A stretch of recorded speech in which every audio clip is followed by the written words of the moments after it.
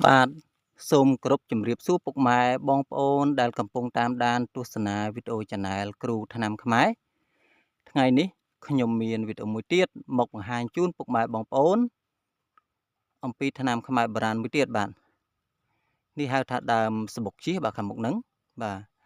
អញ្ចឹងសបុកជៀសគឺជាលក្ខណៈរុក្ខជាតិគុំជលព្រឹកខ្នាតតូចបាទហើយកន្លែងដុះអាចរកបាននៅតាមតំបន់ភ្នំបាទ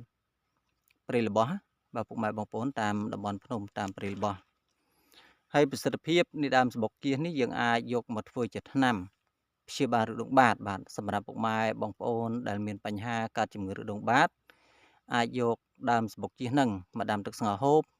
ព្យាបាលបានបាទហើយមួយទៀតសំដៅទៅលើពុកម៉ែបងប្អូនបើសិនជាមានបញ្ហាកើតជំងឺគ្រុនពោះវៀនអាលៀកពោះវៀន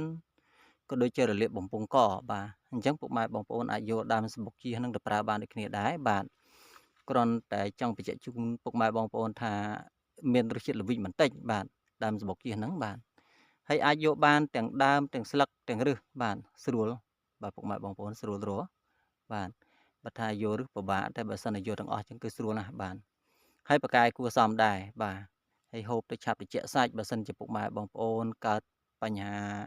ក្តៅសាច់បាទអញ្ចឹងពុកម៉ែបងប្អូនអាចយកទៅដាំទឹកស្ងោរហូបទៅធ្វើត្រជាក់សាច់បានបាទ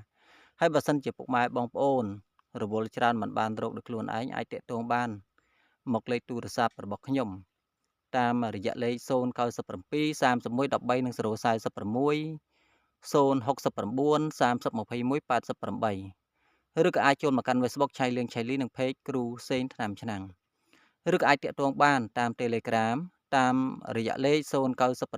31 13 និង046ដែលមានឈ្មោះថាគ្រូសេងថ្នាំឆ្នាំងដូចគ្នាប៉ុន្តែពុកម៉ែបងប្អូនសូមកុំភ្លេចជួយចុច Subscribe ទៅលើ Channel YouTube របស់ខ្ញុំអ្នកមួយផងក៏ដូចជាជួយ Like Page ដើម្បីទទួលបានវីដេអូថ្មីមុនគេបាទសូមអរគុណ